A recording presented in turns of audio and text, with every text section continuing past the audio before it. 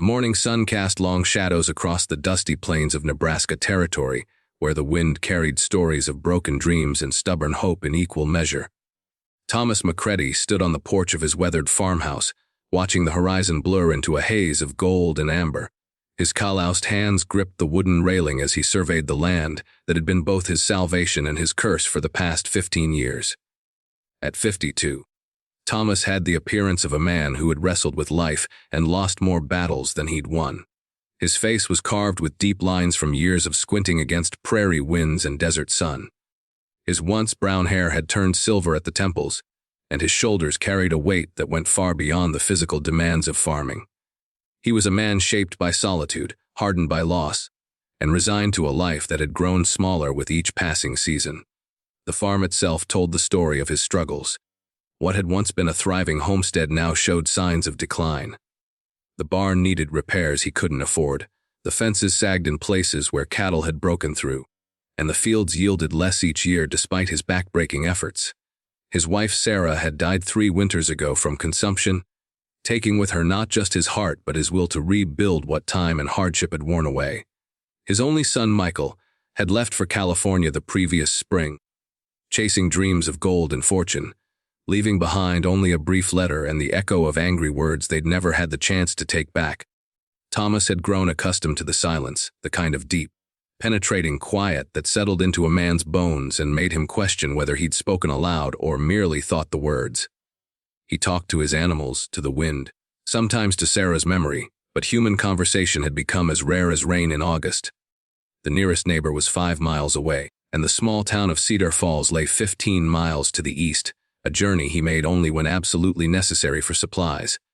On this particular morning, as he prepared to begin another day of mending what was broken and tending what remained, Thomas noticed movement on the distant road. A small figure approached slowly, kicking up little clouds of dust with each step. He shaded his eyes with his hand and squinted, trying to make sense of what he was seeing. It appeared to be a child, walking alone across the vast expanse of prairie that stretched endlessly in all directions. As the figure drew closer, Thomas could see it was indeed a young girl, perhaps 10 or 11 years old, carrying what appeared to be a small bundle of belongings. Her dress was faded and patched, her hair hung in tangled strands around her thin face, and even from a distance, he could see the exhaustion in her small frame. She walked with the determined pace of someone who had been walking for a very long time, placing one foot in front of the other with mechanical precision. Thomas felt a stirring of concern mixed with wariness. Children didn't appear alone on prairie roads without reason, and that reason was usually trouble of one kind or another. He'd heard stories of families torn apart by disease, debt, or the simple impossibility of surviving in a land that demanded everything and gave back so little. He'd also heard darker tales of children abandoned or orphaned, left to wander until they found help or perished trying. The girl reached his gate and stopped, swaying slightly on her feet, as if the simple act of standing still had become difficult. Thomas could now see her clearly, and what he saw struck him like a physical blow. She was painfully thin, her clothes hung loose on her small frame, and her feet were wrapped in cloth that had once been shoes. But it was her eyes that captured his attention and held it. They were large, dark, and filled with a mixture of hope and fear that spoke of experiences no child should have endured. She stood at his gate for a long moment, gathering courage or perhaps simply catching her breath. Then she straightened her shoulders, lifted her chin, and called out in a voice that was small but clear. "Mister, can you give me work?" The words carried across the yard with surprising strength, though Thomas could hear the tremor underneath. "I can do most anything. I'm a good worker, and I won't eat much." Thomas felt something crack inside his chest, a sensation he hadn't experienced since the day he'd buried Sarah. He walked slowly down from the porch, his boots crunching on the dry earth, and approached the gate where the girl waited. Up close, he could see the extent of her condition more clearly. Her face was gaunt with hunger, her lips were cracked from thirst, and her hands shook with fatigue.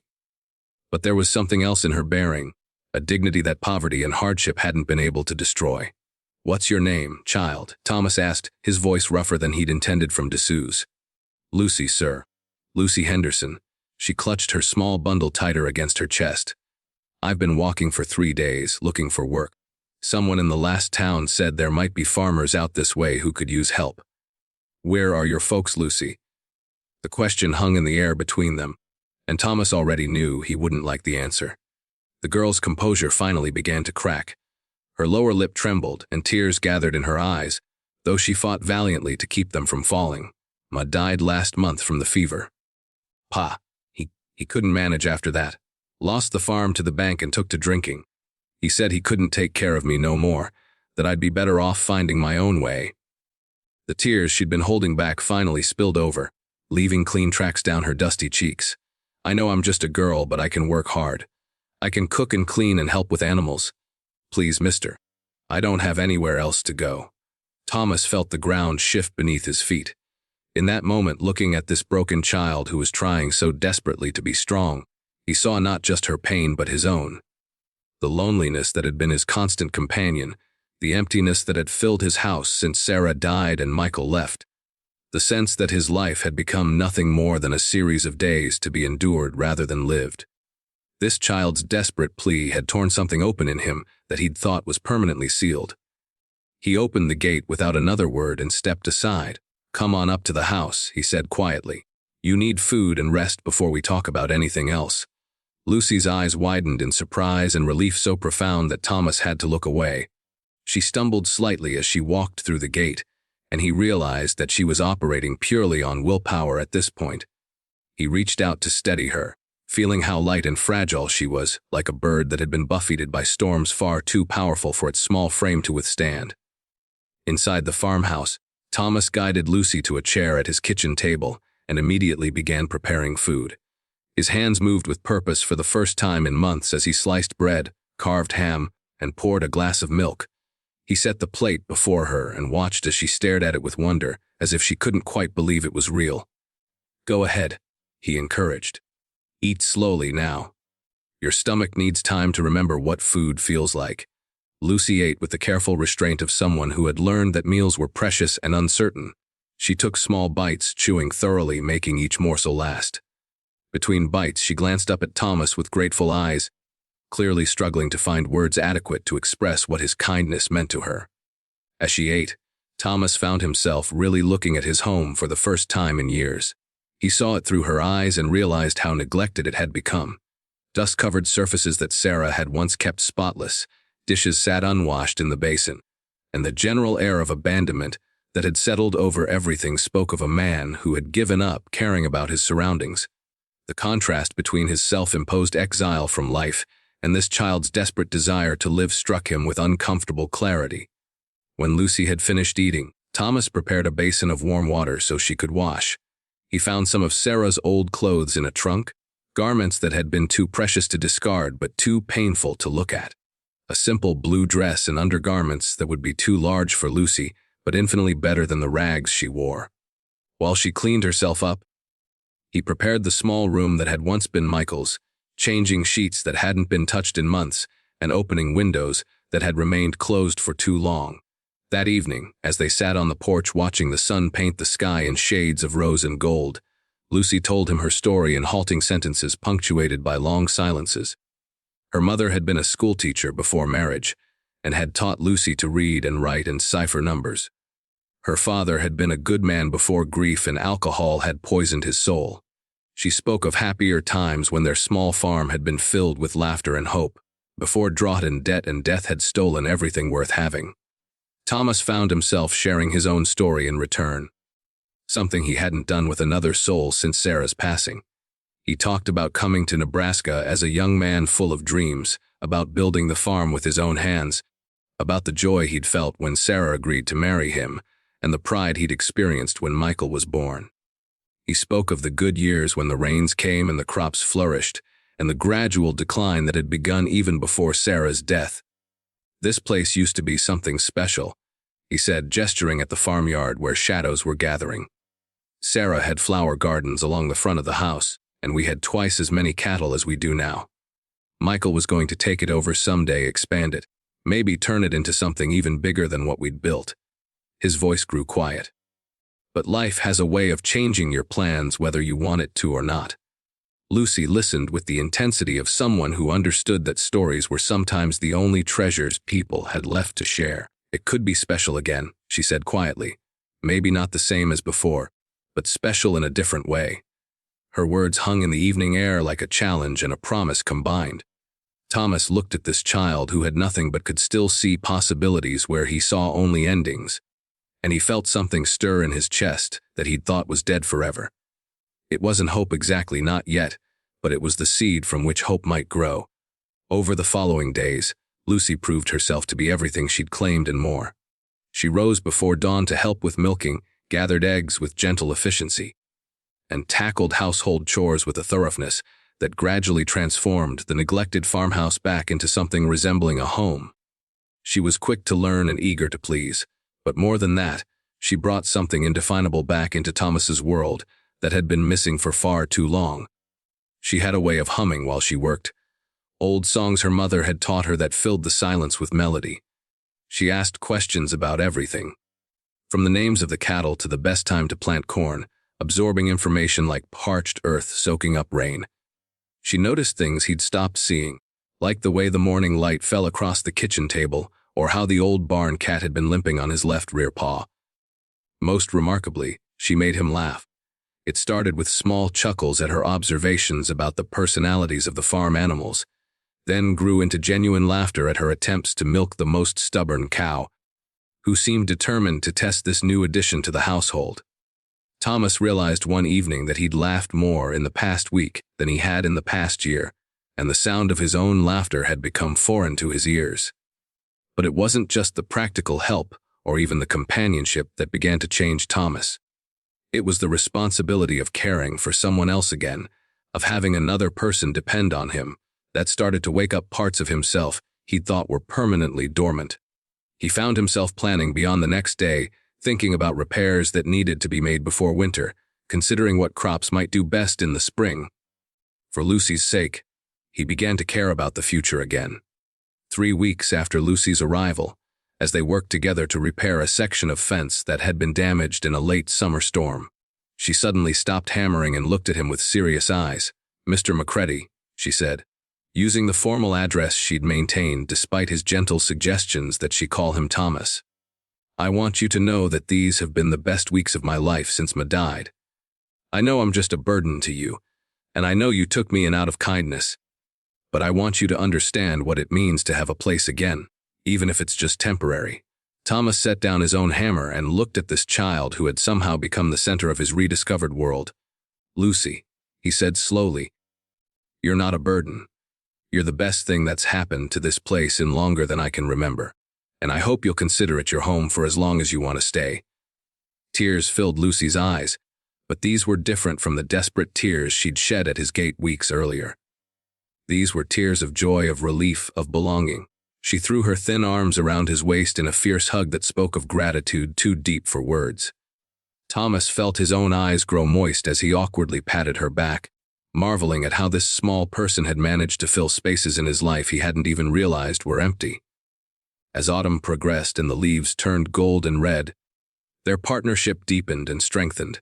Lucy proved to have an intuitive understanding of farm work that went beyond her years, and Thomas discovered that teaching her gave him a sense of purpose he hadn't felt since Michael was young. They worked side by side, fixing what was broken, tending what remained, and planning for what might come next. Lucy's presence also began to draw Thomas back into connection with the wider world. When they made trips to Cedar Falls for supplies, people noticed the change in him.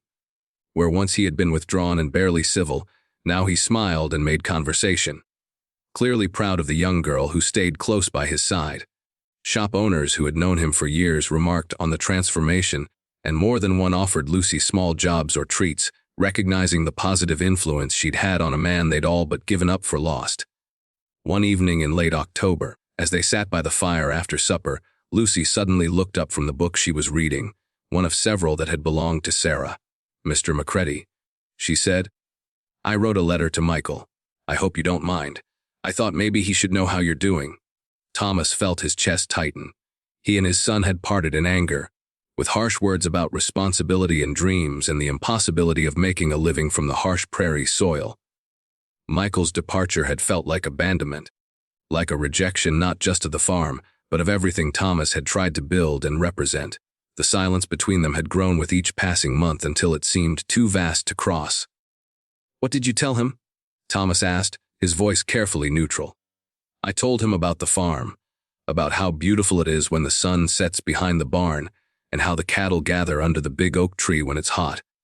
I told him about the garden we're planning for spring, and how you've been teaching me to read the weather signs. I told him that you miss him every day, even though you're too proud to say so." Lucy's voice was matter of fact, as if she were discussing the weather rather than laying bare the deepest wound in Thomas's heart. Thomas stared into the fire, feeling emotions he'd buried rising to the surface. "You shouldn't have done that, Lucy. Some things are better left alone." "Maybe," she said quietly. "But I learned something when Ma died and Pa gave up on everything. I learned that love doesn't disappear just because people are hurt or angry or scared. It just gets buried under all the other feelings, waiting for someone to dig it up again. Michael loves you, Mr. McCready. I can tell from the way you talk about him, even when you don't realize you're doing it. And you love him too. Enough to let him go chase his dreams even though it broke your heart." Her words hit Thomas like a physical blow, stripping away the careful defenses he'd built around his pain. He realized that this child, who had lost everything and everyone, understood love and loss better than he did, despite all his years and experience. She had seen through his anger and pride to the grief underneath, and she had acted on the truth she found there. 2 weeks later, a letter arrived from California. Thomas stared at the envelope for a long time before opening it, his hands shaking slightly as he unfolded the pages covered with his son's familiar handwriting. Michael wrote of his work in the gold fields, of the harsh conditions and uncertain prospects, but mostly he wrote of regret. He spoke of the words they'd exchanged before his departure, words he'd carried with him across 1,000 miles of desert and mountain. He wrote of his love for the farm and his respect for his father, emotions that distance and time had helped him see more clearly. The letter ended with a request that struck Thomas to his core. Michael wanted to come home for Christmas if Thomas would have him. He wanted to meet Lucy, whom he described as the angel who had brought his father back to life. He wanted to see if there was a way to build something together, to honor his mother's memory and his father's dreams while still reaching for his own. Thomas read the letter 3 times before he could speak, and when he finally looked up, he found Lucy watching him with hopeful eyes. "He wants to come home," Thomas said simply. Lucy smiled, the radiant expression of someone who had learned to recognize miracles when they happened. "I know," she said. "Love always finds a way home, if you let it." Christmas Eve found the farmhouse transformed once again, but this time with joy rather than despair. Lucy had thrown herself into preparations with the enthusiasm of someone celebrating her first real Christmas in years, and Thomas had discovered that decorating and cooking and planning could be acts of love rather than mere obligation. They had cut down a small pine tree from the creek bottom and decorated it with ornaments Sarah had made years earlier, treasures Thomas had thought too painful to ever display again. Michael arrived as the sun was setting, looking older and more weathered than when he'd left, but carrying himself with a confidence that spoke of hard-won maturity. The reunion between father and son was awkward at first, both men uncertain how to bridge the gap that months of silence had created. But Lucy, with the wisdom of someone who understood the preciousness of family, simply handed them both cups of coffee and announced that she needed help bringing in firewood. Working together on the simple task broke the ice, and soon they were talking, tentatively at first, then with growing warmth. Michael spoke of his experiences in California, the back-breaking work and constant uncertainty, but also of the lessons he'd learned about himself and what truly mattered. Thomas talked about the changes Lucy had brought to the farm and to his life, how her arrival had reminded him that the land was meant to nurture life, not just sustain existence. Over the following days, they began to plan a future together. Michael's time in the gold fields had given him a broader perspective on opportunity and risk, and he returned with ideas for diversifying the farm's income through breeding horses and selling produce to the growing towns along the railroad. Thomas brought decades of practical experience and deep knowledge of the land itself, and Lucy, wise beyond her years in the ways of the heart, helped them see how their different strengths could complement rather than compete with each other. By New Year's Day, they had drawn up plans for expanding the operation while maintaining its essential character as a working farm. They would build new barns, improve the breeding stock, and plant diverse crops that could weather both good years and bad. Michael would handle the business side and the connections to distant markets, while Thomas would oversee the day-to-day operations and teach both Michael and Lucy everything he'd learned about reading the land and working with rather than against its natural rhythms. As winter gave way to spring, their partnership flourished beyond anything Thomas had dared to hope. Lucy threw herself into learning everything she could about farming, proving to have a natural gift for understanding animals and plants alike. Michael brought energy and ambition tempered by respect for his father's knowledge and experience. And Thomas found himself renewed, not just in body but in spirit, by the responsibility and joy of passing on everything he'd learned to the next generation. The farm itself responded to their combined efforts and renewed hope. Fields that had been marginal for years suddenly produced abundant crops. Cattle that had been merely surviving began to thrive. The house, which had been a monument to loneliness and loss, became a center of warmth and activity once again. Neighbors began stopping by more frequently, drawn by the obvious prosperity and happiness that radiated from the McCready place. But perhaps the most remarkable transformation was in Thomas himself. The bitter, withdrawn man who had stood on his porch less than a year earlier, resigned to a life of slow decline, had been replaced by someone who could once again see possibilities where others saw only problems. He had learned from Lucy that love wasn't something to be hoarded against future loss, but something to be shared freely, knowing that the giving multiplied rather than diminished what remained. On a warm evening in late spring, almost exactly 1 year after Lucy had first appeared at his gate, Thomas sat on his porch watching his adopted daughter and his son work together to repair a piece of equipment that would help them through the upcoming harvest. Lucy had grown taller and stronger, her face had filled out with good food and security, and her laughter rang across the farmyard like music. Michael moved with the confidence of someone who had found his place in the world, equally comfortable discussing crop rotation and market prices. As Thomas watched them, he thought about the mysterious ways that life could change course when you least expected it.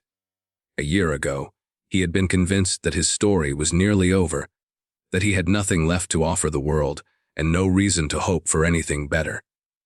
Then a desperate child had appeared at his gate with nothing but courage and tears, asking for work, and everything had changed. He understood now that Lucy hadn't just saved him from loneliness and despair. She had reminded him of truths he'd forgotten in his grief, that the purpose of accumulating experience and wisdom was to pass it on. That love shared freely multiplied rather than diminished. That hope was not naive optimism, but the choice to believe in possibilities even when evidence suggested otherwise. That sometimes the people who seem to need the most help are actually the ones bringing salvation to others. The sound of approaching hoofbeats drew his attention to the road, where a familiar figure was riding toward the farm. Doc Harrison, the circuit preacher who visited the area twice a year, was making his spring rounds. Thomas rose from his chair and walked out to meet him, Lucy and Michael following close behind. "Thomas McCready," Doc Harrison called out as he dismounted. "I hardly recognized this place. Last time I was through, it looked like a man who'd given up on living. Now it's got the feel of a home where hope dwells again." Thomas smiled, feeling the truth of those words settle deep in his bones. "Things have changed, Doc. Changed for the better." He gestured toward Lucy, who stood shyly beside him. "This young lady came into our lives and reminded us what family really means." Doc Harrison's weathered face broke into a knowing smile. "Funny how the Lord works sometimes. Sends us exactly what we need, even when we don't know we need it." He looked around at the thriving farm, the well-maintained buildings, the obvious prosperity and contentment that surrounded them. "Looks to me like he sent healing to this place in the form of a child who needed healing herself." That evening, as they gathered around the dinner table, Doc Harrison asked Lucy to tell her story. She spoke simply and without self-pity about her journey, about the desperate walk across the prairie and the moment when she'd found the courage to ask for work.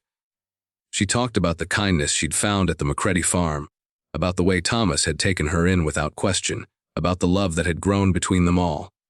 "What strikes me most," Doc Harrison said when she finished, "is how you turned a question about work into something much deeper.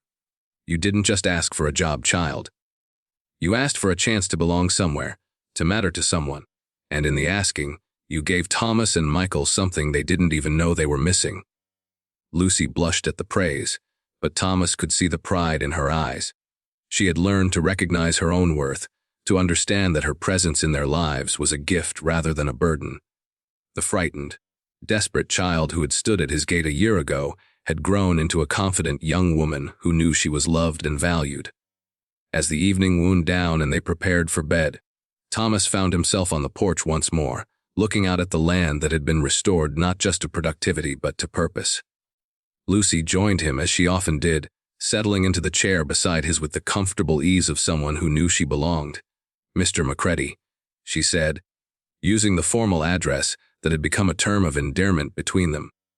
"Do you ever wonder what would have happened if you hadn't opened that gate?" Thomas considered the question seriously. "I try not to think about it," he said finally. "Some possibilities are too dark to dwell on. But I'll tell you this, Lucy. Opening that gate was the best decision I ever made, even if I didn't know it at the time." Lucy nodded, understanding flooding her young face. "I was so scared that day. I'd been walking for so long, and I'd been turned away from so many places.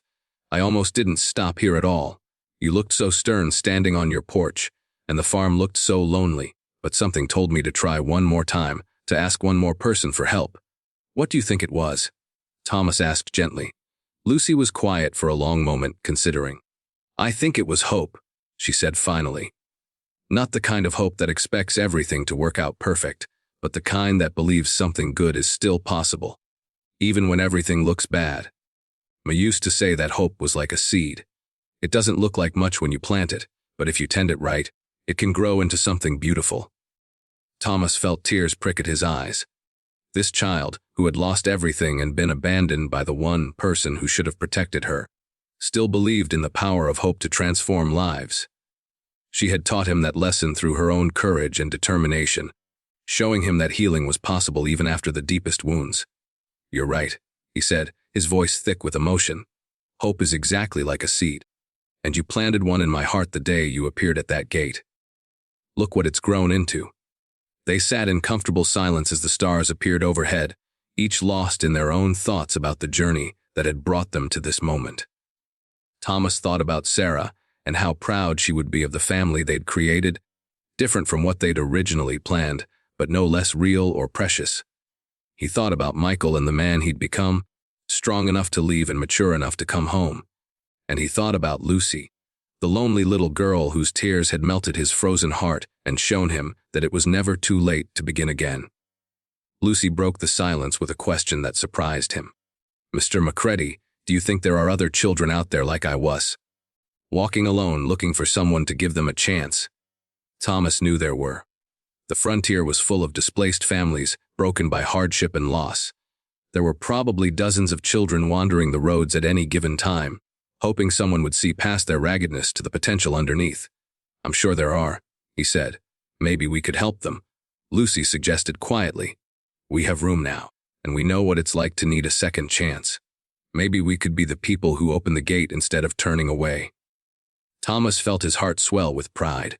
This child, who had been given so little, was already thinking about how to give to others. She had learned the most important lesson of all, that love multiplied when it was shared, that helping others was the surest way to heal your own wounds. "I think that's a fine idea," he said. "We'll talk to Michael about it. I have a feeling he'll agree." As they finally rose to go inside, Thomas took one last look around at the farm that had been reborn through the power of an unexpected arrival and unconditional love. The buildings stood straight and strong in the moonlight, the fields promised a good harvest, and the house glowed with warmth and welcome. But more than the physical transformation, he could feel the change in the very air around them. This place had remembered how to be a home again. Lucy paused at the door and looked back at him with a smile that held all the wisdom and joy she'd gained in her year with him. "Thank you," she said simply, "for seeing me when I was invisible, for hearing me when I was silent, for loving me when I was lost." Thomas reached out and hugged her close, this child who had become his daughter in every way that mattered. "Thank you," he replied, "for showing me that it's never too late to come home to yourself, for teaching me that the bravest thing you can do is ask for help when you need it, for proving that love really can conquer anything, even loneliness and despair." As they went inside together, closing the door on another day in their shared life, Thomas reflected on the truth that Lucy had taught him through her simple act of courage.